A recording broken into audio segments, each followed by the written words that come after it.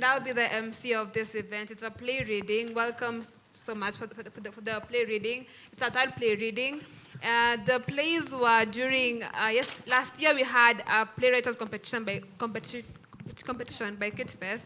And now 10 of them were shortlisted, and we are going to read the 10 of them as just like pole pole. And then they will be published, and then we'll have 2 of them maybe produced during the festival. And we have it today for you to give feedback about the plays. That will be very helpful during the editing of the plays. And I'll ask you to please maintain order as we run, for the people not to be distracted, and also silence. And you're free to take any photos or videos during the reading, and then tag KITFT on TikTok, Instagram, and Facebook. I'll ask you to please be on your feet as you see the national anthem.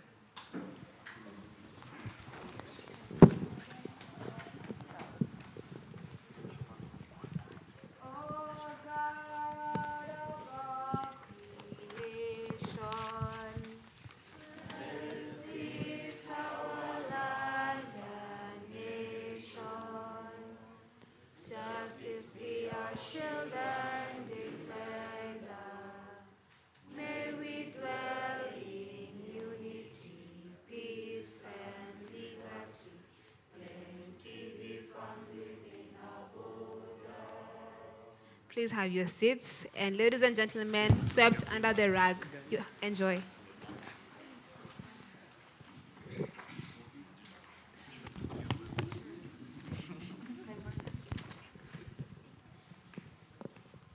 Swept Under the Rug drama, played by Decima Wesa.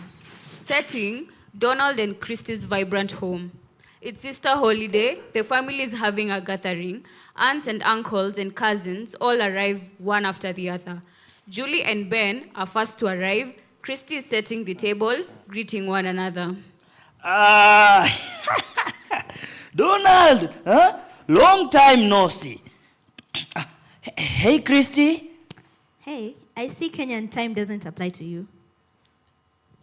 Julie walks towards Christy to help her set the table, hugs her. When has it ever? My brother, good to see you. How's everyone been? Everyone's been great. Junior's just started working. Junior walks in and greets his uncle Donald and acknowledges Christy. Junior, you're now even taller than me, eh? In a matter of years, you will be getting married. Uncle, don't even start.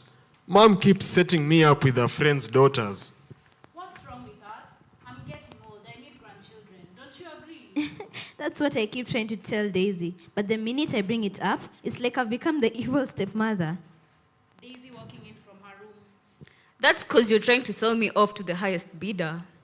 See? I'm not the only one who thinks being set up by my mother is a violation of my human rights.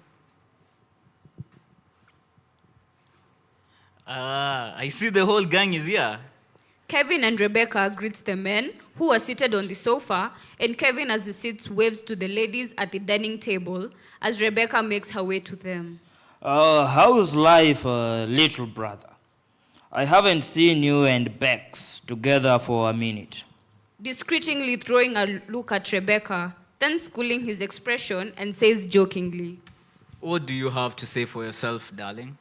I have been working away from town for a while, but I'm back. You'll be seeing more of me. Wow, that's good news. We can look forward to seeing little ones any minute. When Rebecca hears that, she spills water that she was pouring into glasses. Christy chastises Donald. Donald, don't scare the girl. The wedding hasn't Hey, ended. the dowry was paid, and when has that been an issue in the Nabure's family? Casing point. Don't even bring that up. Those were different times. No rush. Junior, my man, how's work going? So far, so good. Thanks for asking. Casting an eye to the rest. Why, what's the look for? Your siblings keep trying to get me down the aisle, eh? Hey, you're still young. You've just started your career. That's what we keep saying. Even you.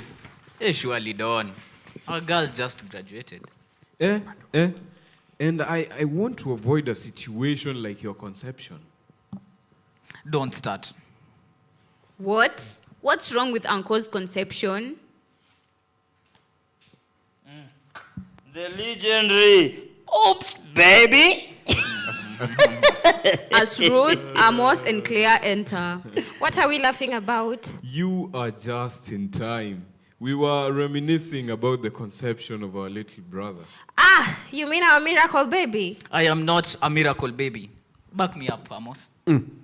You siblings always have this argument every time we meet. And you always lose. Sorry, miracle baby. There's merriment at the women, finish the table preparation, and serve the food. Stories old and new being exchanged. Laughter and music fills the air. In the midst of the full swing celebration, Claire pulls Daisy to the side. Ah, why are you pulling me? What?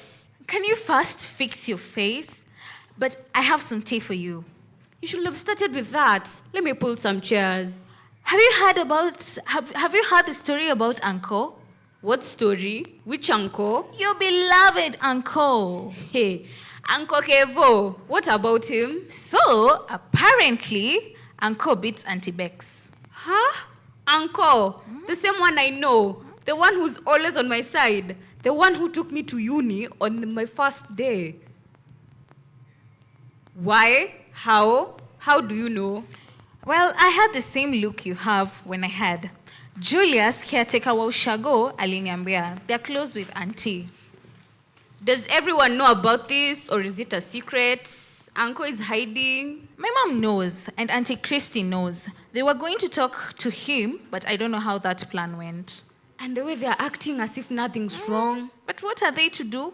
You know, Kuka used to beat Kuku when they were young. I don't think any of them will know how to deal with it. Auntie looks fine. Yeah, aside from the fact that 6 months before she left to work outside town, she had a miscarriage. Really? How did I miss this? You didn't miss it. You and your parents are never around. How will Junior take this? You know Uncle Kevo is his role model. Well, we're not telling him. Besides, if we just leave it be, the whole thing will be swept under the rug. The Nabwire family are experts at it. Just as she finishes, Rebecca faints and the whole room goes silent. Act 2, setting. Kevin and Rebecca's home. Kevin and Rebecca are back from the gathering. Kevin is in a bad mood and Rebecca looks faint. What is wrong with you, woman? You just had to faint in front of my family. And what do you mean by I had to? Do I look like I have control over my health? You look like an attention-seeking type. Kevin, don't you think that's a stretch? A stretch? I'm busy trying to have fun with my family and catch up. Then my young wife faints. What picture does that send? It doesn't send any picture. Are you sure? Because all those women are clocking their 50s, and I didn't see any of them fainting. Because they are treated with love. What did you say to me? Nothing. If you wanted to stay, could have just stayed. So that they lecture me about good husbandship. It's not like they won't have a point. What did you say to me? How dare you say that to the man who took you to school? I'm pregnant! Hearing that, Kevin slams the rungo on the table and storms out angrily. Rebecca is left on the floor crying, and a neighbor, Sharon, sneaks in to help her. Becca, you can't be going through this every day. It has to stop. It hasn't been every day. Yesterday he didn't beat me. That's because you're going to meet his family. You can't show up with bruise marks. I guess so. Bex, this is not the time to be nonchalant. You're pregnant. You need to stop your baby. You need to keep your baby safe. Hoping I don't kill it first. Hugging her.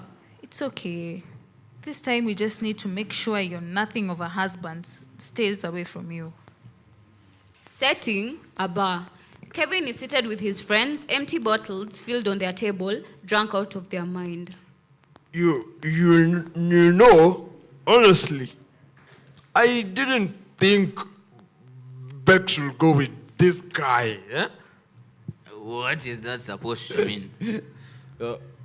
Wow. Look at this guy. You really don't know what you do. What don't I know? I can't believe this guy. You don't know you are crazy. Huh? Going on about, and I own this woman, no one can have her.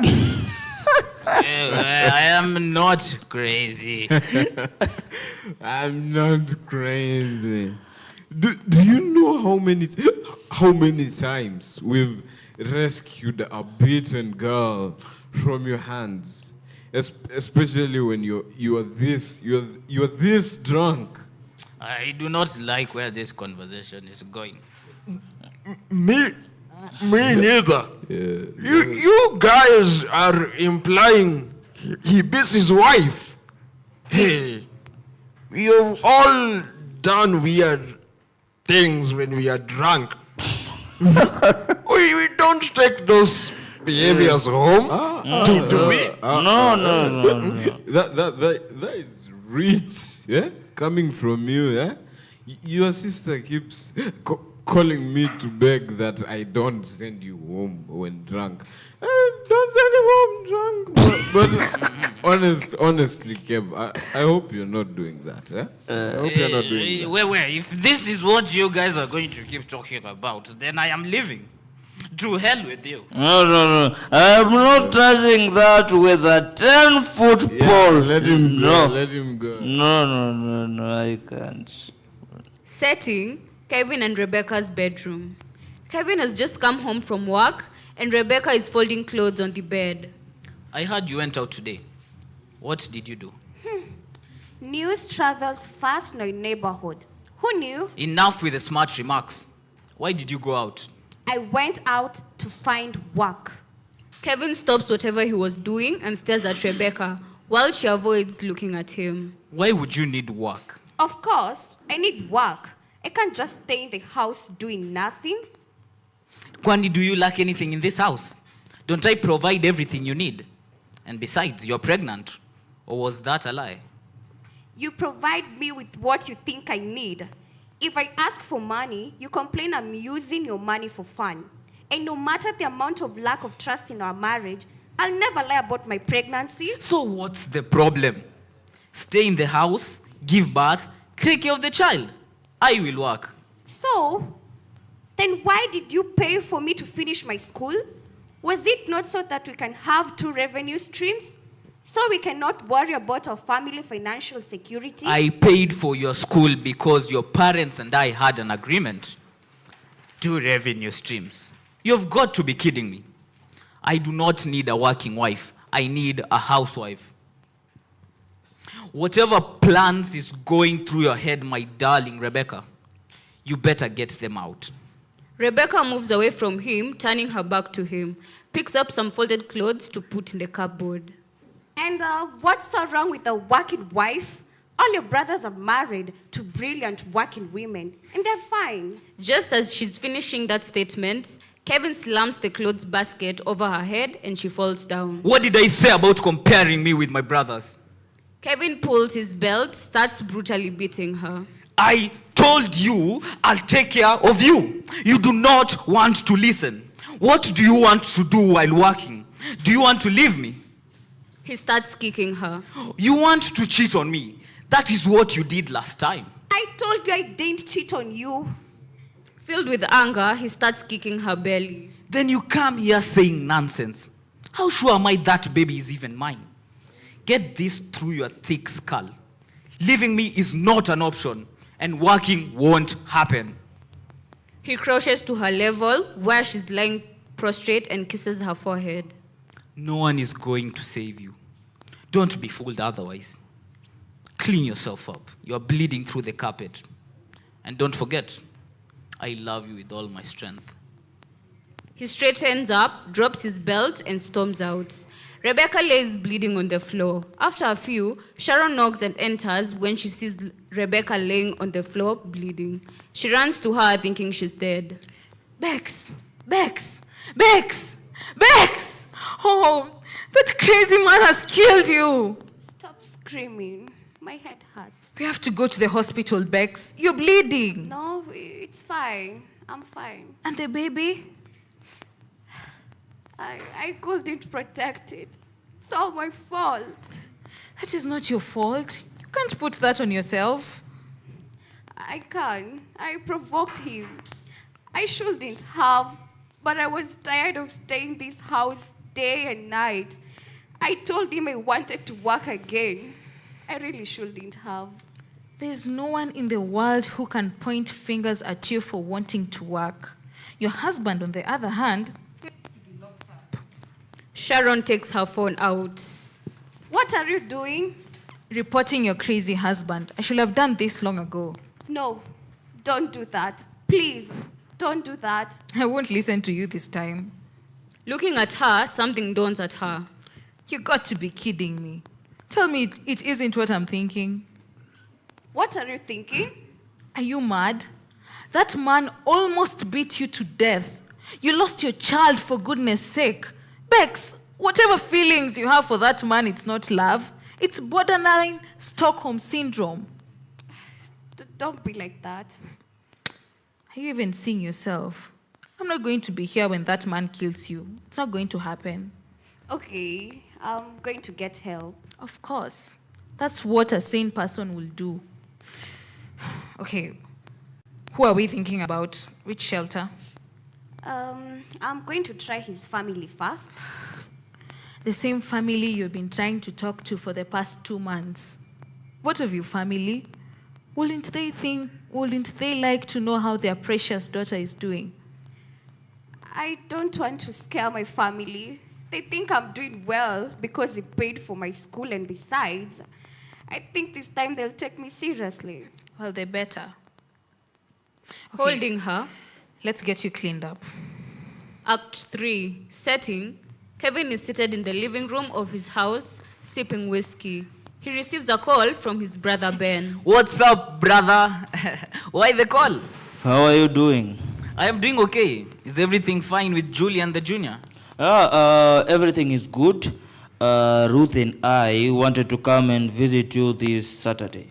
Is that okay? Of course. Why would that be a problem? You guys haven't visited me since I moved to this new house. Right.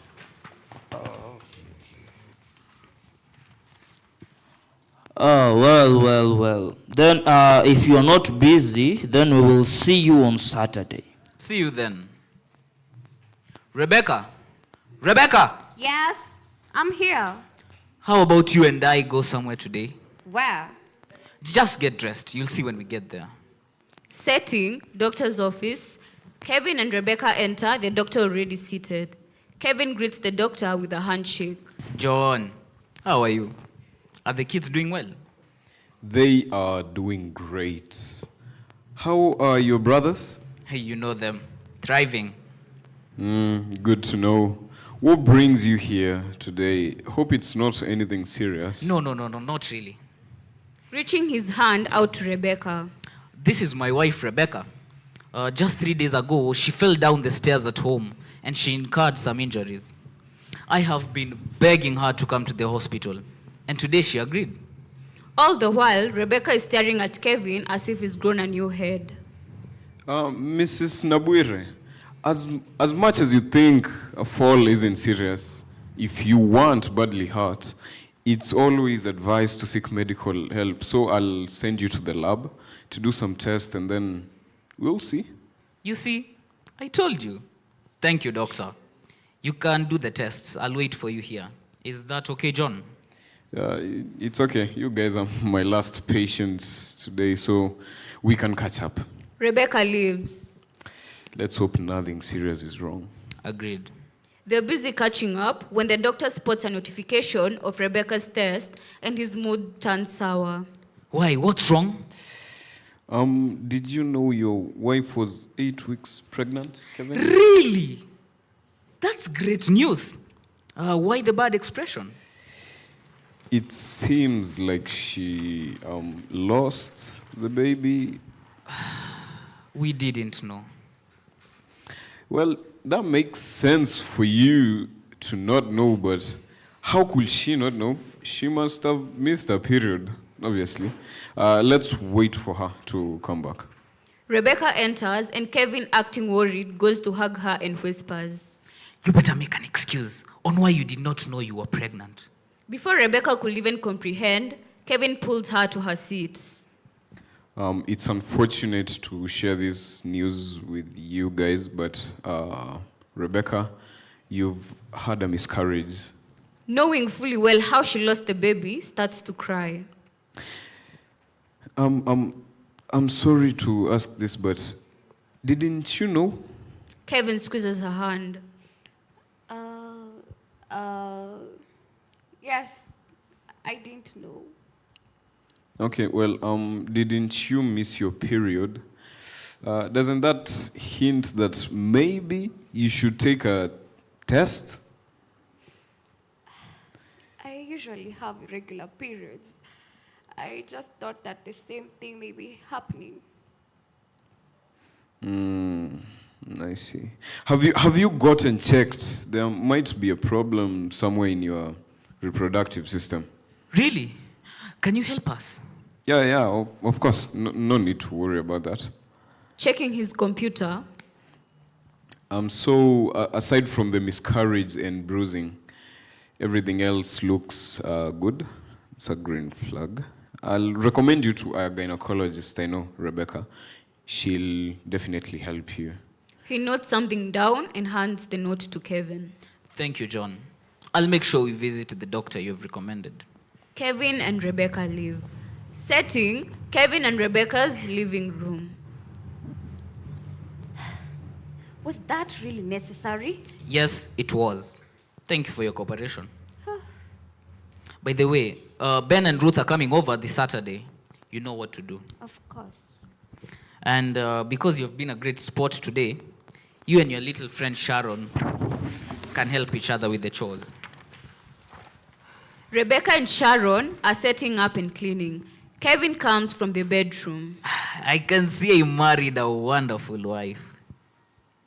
It is going to be a good day. They say they're about to arrive. Hope you're ready. I'll go and pick them up.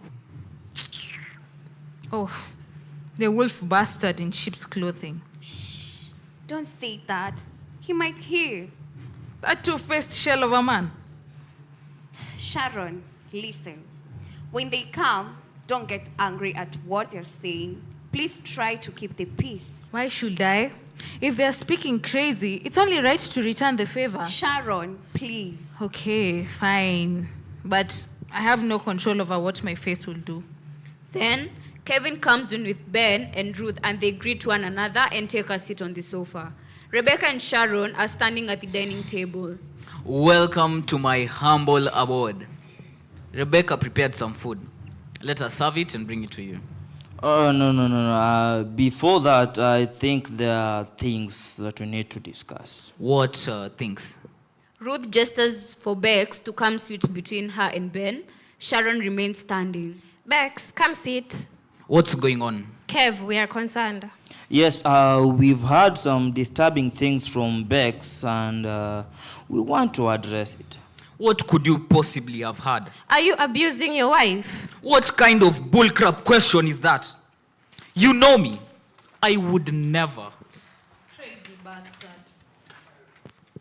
Kev, you know you have to resolve this, or do you want your life to end up like your dad's? Dad's life, as far as I can remember, was fine. Obviously, because when you came along, the abuse stopped. You honestly don't remember anything. I do not, and we are not here to reminisce about my childhood. You two have come to attack my marriage. We are not attacking your life, but we can't ignore Rebecca's concern. The crazy family is calling this a concern. Sharon. Sorry, I thought I was using my inner voice. Why did you take your wife to the hospital? Because John called. I thought there was a thing known as doctor-patient confidentiality. Kevin, please. If you really have to know, she fell down the stairs and hurt herself. Sharon shocked at Kevin's confession. Is that true? No. He beat me till I had a miscarriage. Excuse me? Clearly, your crazy brother wants to be an Oscar winner. I'll tell it to you straight. Kevin needs to be reported to the authorities. What he does to Bex is beyond human understanding, and it has only gotten worse now that he knows she can't get a job away from him. And you too. I don't understand for the life of me why it has taken you this long to help. And from where I'm standing, it doesn't look like you've come to do anything about it. You need to help Bex leave, not to try and discuss it.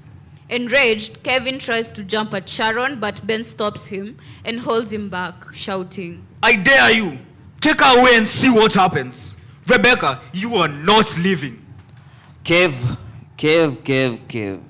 I need you to go and take a walk.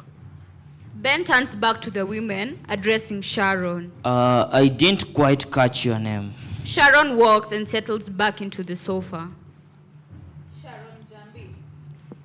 You can have a seat. Yeah, I understand, Sharon, right?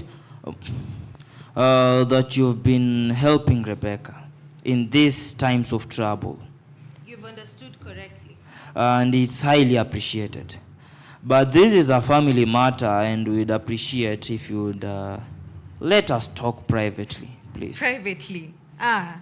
So when she loses her life because of your beloved brother, will that also be privately? It's okay. You can go to the kitchen. I'll call if I need your help. Are you sure? But you understand where we're coming from. Not quite. You know, matters of marriage are hard. It's not always easy to break it off. That I understand. But can't I stay somewhere else or even go back to my parents as he gets mental help? That's easier said than done. You've seen how he's lost control when you talk about leaving, huh? If you go back to your parents, they will have to give back all the dowry that we give them. Yes. But I'm not going to be staying there for long. Just until he gets better. We don't know how long that is going to take. So if you decide to leave, it is best to do it for good. Yeah. So, what do you want me to do? You want me to stay with a man who purely thinks of me as his possession? No, that's not how we mean it. Then how? How do I have to stay with him until he kills me? I don't want to die. You won't die. We'll help. How? How about you try to avoid things that are triggering him, and anytime you see or feel he's angry, lock yourself in a room. So, what you're suggesting is that it is my fault and I should become a shell of myself so that I can appease your brother? Bex, you know he cares about you. If he didn't care, why would he take you to the hospital to get checked? You mean when he took me 3 days after killing our child to a doctor who your family is close to because he heard you were visiting? I need you guys to leave. Rebecca, try to understand. I understand perfectly. So I'd like you both to leave, please. It won't always be hard. He says it's hard. Hard? Hard is when I'm struggling to lift 50 kgs of water. What I'm experiencing, it's not hard. It's annihilation. So I need you both to leave me be. Your help was greatly appreciated. When they leave, Rebecca's legs give out and Sharon rushes in. What happened? I need to leave. I need to run away from this family. You don't have to ask me twice. Do you need clothes, bags, shoes? What do you need? Let's just go. I don't need anything from this house. They hurriedly leave. Then Kevin enters agitated. Rebecca, my darling Rebecca, where are you? We have something we need to discuss. When he receives no answer, he panics. He runs to the bedroom and comes back. Ballistic, he calls his brother. Ben, you better bring my wife back. You cannot do this to me. You left her here? Well, I can't find her. He sends the phone to the wall and he goes into a rat spree around the sitting room. When he finishes, he drops to the ground shaking incoherently. I have to find her. She's my woman. No one can have her. Sitting at the door of a shelter, Both Sharon and Rebecca look haggard and tired. Sharon is supporting Rebecca's weight. A woman sees them and walks to them. How can I help you? We've come to seek refuge. My friend needs help. What happened? My friend here has been domestically abused by her husband for the past few months. She had a miscarriage a week ago and she only gained courage to leave today. We've come to the farthest shelter we know. Did the man follow you? Thankfully, no, but we were scared he might, so we didn't stop moving until we arrived. Okay. The woman goes behind the desk and brings out a book and walks back to them. Let's get you settled in. What's your name and relationship to her? I'm Sharon Jambi, a concerned friend, and she's Rebecca Chepko's gay. Welcome to Haven. We protect the women who cannot protect themselves. Let's get Rebecca the medical checkup she needs. Sharon and the woman help Rebecca up and leave the stage. Setting, a lounge area. Rebecca is seated on a beanbag, typing on a laptop when Sharon walks in. Bex. Hi. Hey, Bex, you look great. How have you been doing? I've been so good since I came here. I've met really supportive people, and I've also started getting interviews. I think by next month I can start working. That's really great to hear. I heard they offer counseling. Have you done it? Oh, yes. I have been doing solo consults with an in-house psychologist, but this afternoon I'm joining the group 1, and I'm looking forward to it. But enough about me. How are you? Did you already move? I did, but you have no idea what happened. What? So, your husband has been going crazy looking for you. When I went to move, he wanted to attack me, but luckily, I was with my brothers. He even stopped going to work. He's drinking every day. At the rate he's going, he might hurt someone and get arrested. Noticing that Rebecca's face had fallen, she realizes. Bex, I'm sorry. I didn't mean to go on a rant. Are you okay? Yeah, I'm okay. It's just a little sad to hear that he isn't getting help. Well, let's hope he does. But for you, my friend, your path is only getting brighter. Yes, 1,000%. Setting, the meeting room with chairs arranged in a semicircle. Different women walk in chatting. Rebecca walks in looking well taken care of. They all sit and the woman begins. Hello, everyone. Good to see you. Today I see we have a new lady. Dr. DeLuca. Rebecca, but I prefer Becky. Becky, okay. As it is your first session, do you mind sharing your journey? Hello. While the rest answer with assuring smiles, Rebecca says confidently, I'm Becky, and I'm a survivor.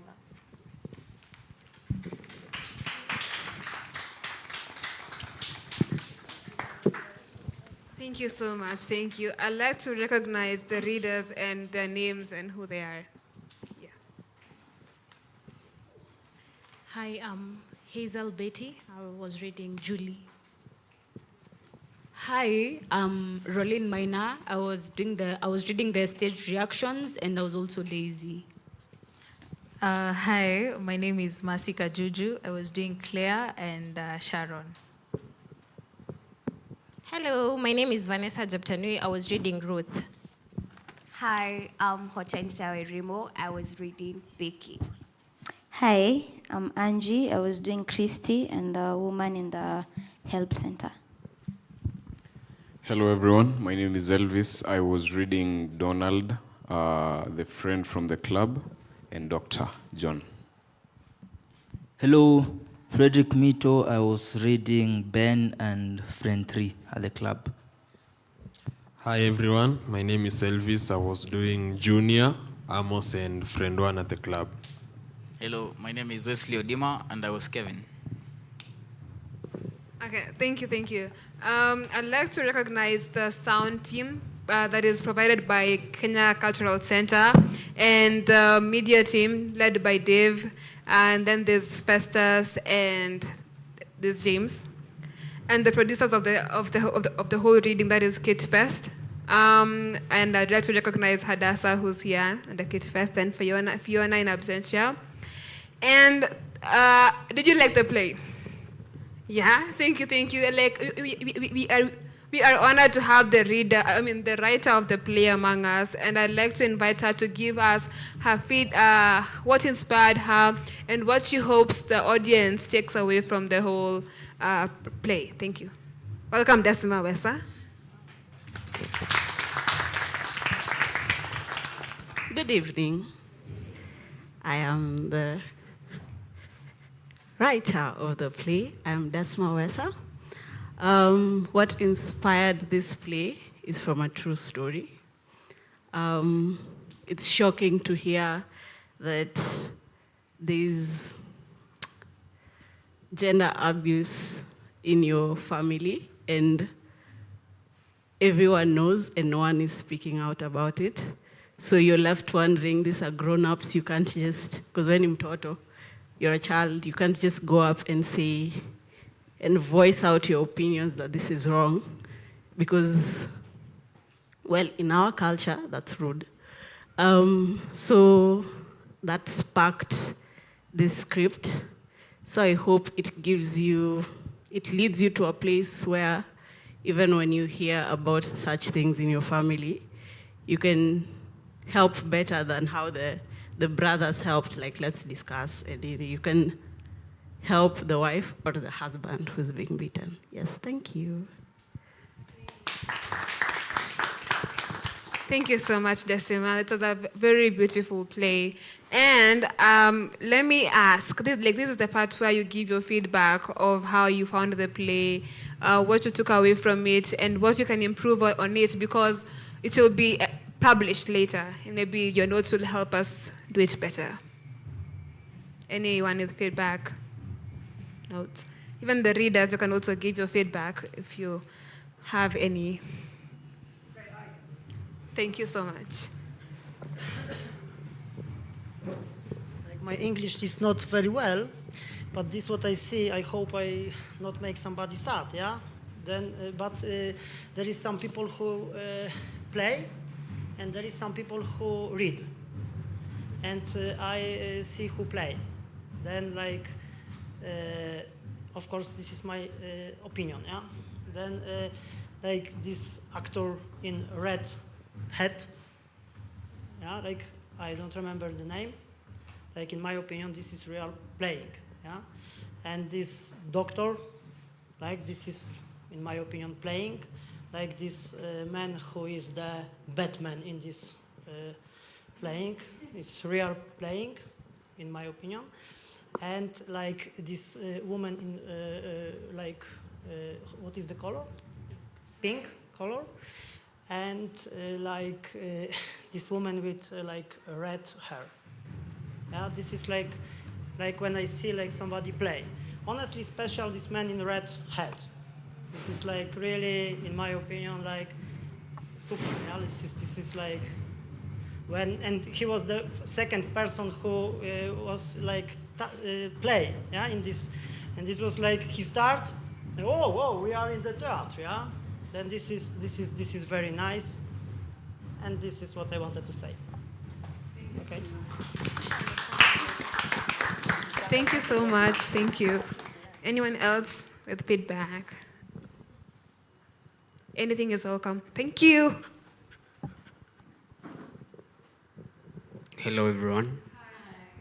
I'm Trevor, an artist. A question. Oh, by the way, first off, the play was good. I liked Kevin, the guy in red too.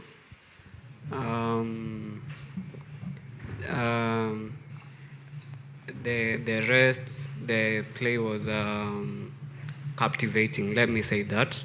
Then a question: if you'd like it featured on a song, I heard you mention. I heard a mention of the Oscars. Is it the Oscars that I know? Is it the Oscars that I know? Award. Oscars, awards. Right. So, sorry? All right. Okay. I would like to feature I like the script, by the way. I would like to borrow the idea, use it in music. Yeah. Okay. Right. So from that, I'll follow that up. Right. The good thing is that you have an official of the festival here, Hadassah. You can talk to her later for you to just like discuss all those things. All right. Anyone else with notes? Thank you. Yeah. I'm loving it. Hello everyone. I'm Paul Emmanuel. Naweza sema nimeingia kai washaanza kuisoma. So naweza talk for pattern nimeget. So nimeingia tumefika pale yenye Kev alikuwa na beat Rebecca. That point. Nimependa hiyo part cause ina bring out about GBV. Cause nimeona ina come out very clear venye hizi stuff zina happen kwa ground. Cause hizi ni vitu zimekuwa ziki happen most. Na the play like imejaribu ku bring out hiyo aspect ya GBV very clearly yenye msee unaelewa na it is clear. Alafu pia nimeona ule friend wake venye alikuwa anamjaribu kumwambia like I get out of this place and I seek help. Hiyo pia come out clear and it's a very good play. Yeah.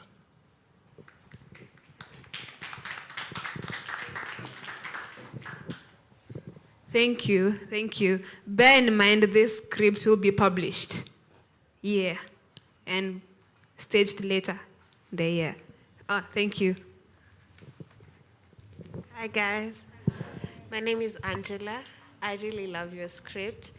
The fact that you've written something that is there currently, we as the current Gen Zs don't truly believe that violence is still there. It is something that we're struggling with believing that is there.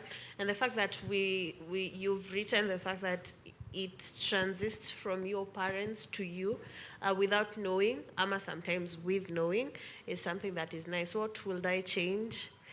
If you tell someone to change a script, they'll change it to something very different. So it's perfect the way it is. Thank you. Thank you as well. Yeah.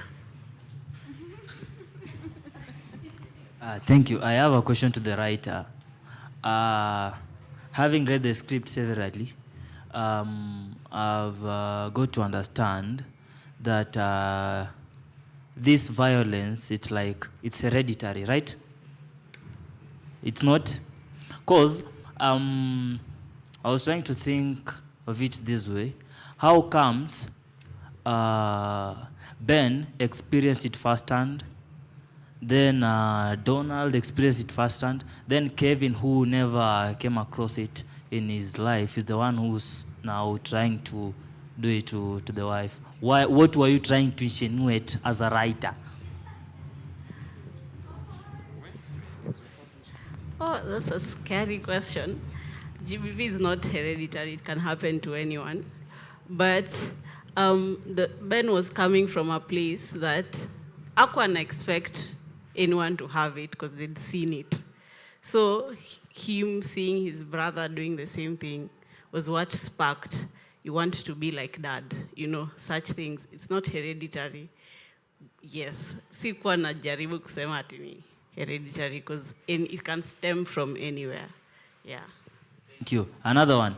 Is Ben a weak firstborn? Ama is he just, he don't want to address these things as they're supposed to be? Because I feel like he could have easily played the role of a father figure and just directed the boy like this and this is not right. I've been married for quite some years and I've not been doing this, so you can do this and live a happy life with your spouse.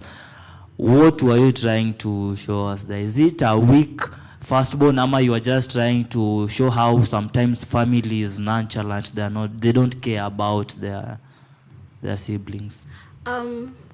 For this family specifically, they care, but you see, it's the same way all these siblings had seen their mom being beaten. So this area is gray area for them. Because when they were growing up, they swept it under the rug.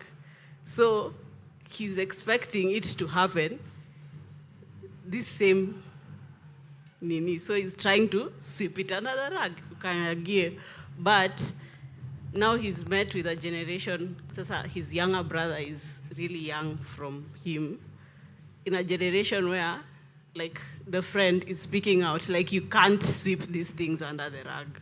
Yeah, such things. I just like the way you're using swept under the rug casually, and it's the title of the play. Okay, thank you. I have a question. So can we call it's a mental health issue? Yeah. So like, does Kevin get help? Because I'm worried genuinely. Does he get help? Let's just say he's working on it. Okay. Anyone else? Yeah. Hello, everyone. Hi. I am a fan of your work, but I do have several questions and opinions. I just wanted to ask about the point that amesema hapa, because it was so oddly specific that Donald and what's the brother's name? Ben. They saw the violence firsthand, but Kevin didn't. But in this case, it kind of tells us that their parents, they were like Kevin, like they didn't see any violence. That we don't know their history, but why is it oddly specific that because Kevin didn't see the violence, he just went with the, this violence state?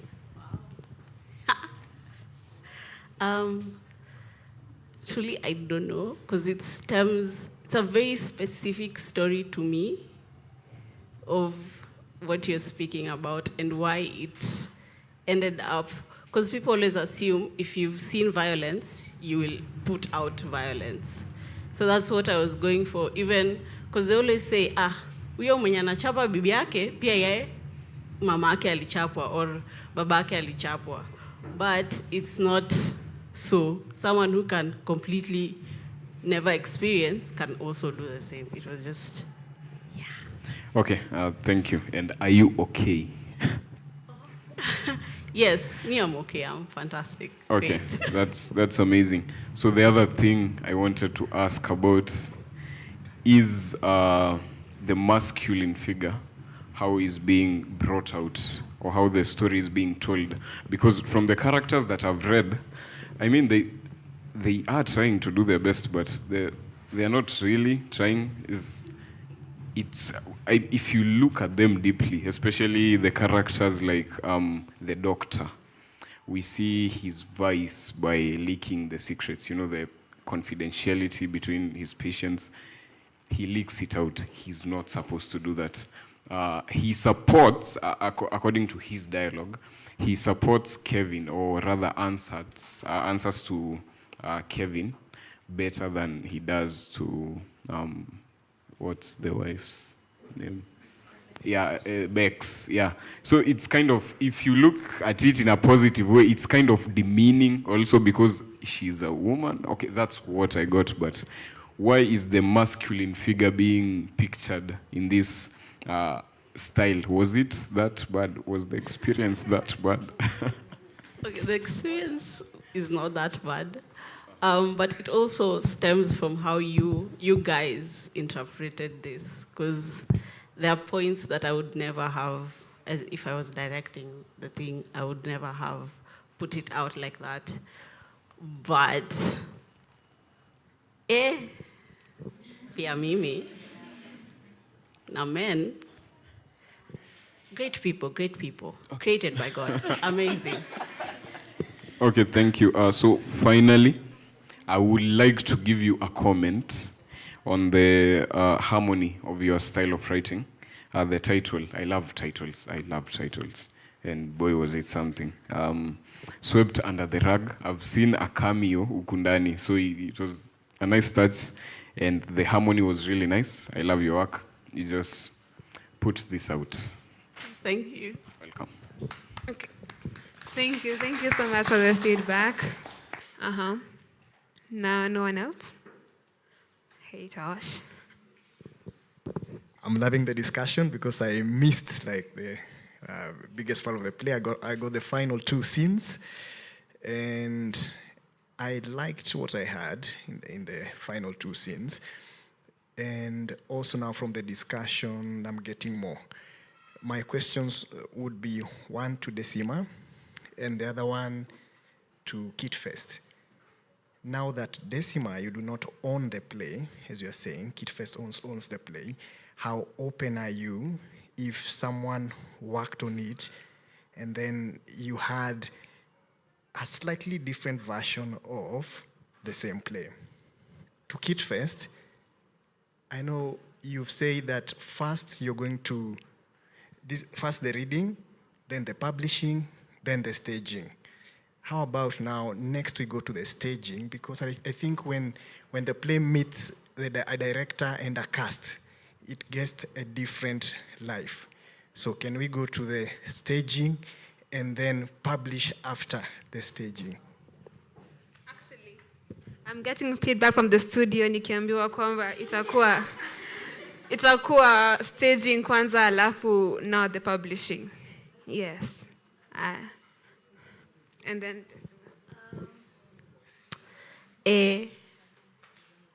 because in my head I had interpreted it.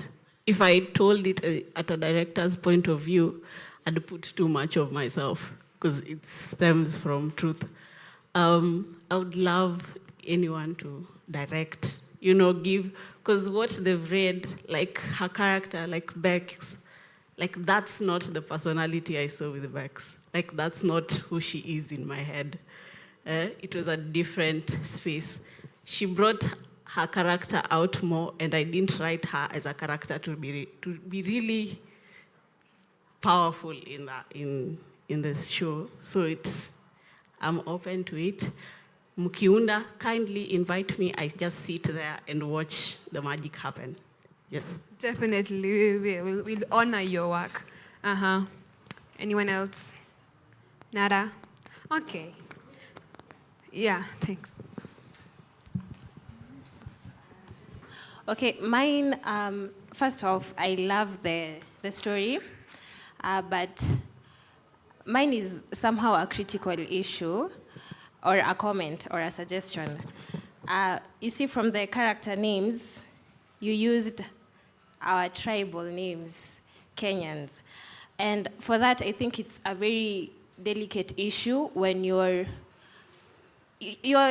literally representing a tribe here, right? And when, I think Nabure is Luya, and the one who was being abused is Kalenjin, right? So when you're coining a character to a particular tribe, I think you ought to be really thoughtful and considerate, because most of these things are representation of what is there. So maybe if we can come up with the names that even do not exist, just to refer to them as a family, not coining them or representing a tribe per se. Yes, that's my suggestion. Change. Okay.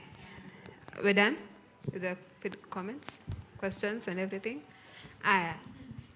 So thank you so much for coming for our third play reading. I'm proud to tell you that kuna ingine next month on the 3rd of July, and you're so welcome to come and listen as we read. And yeah, take care as you go back home, and thank you for coming again.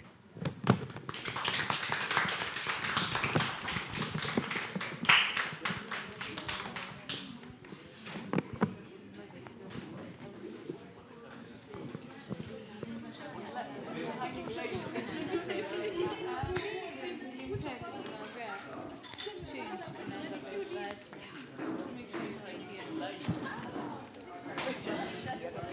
the high school.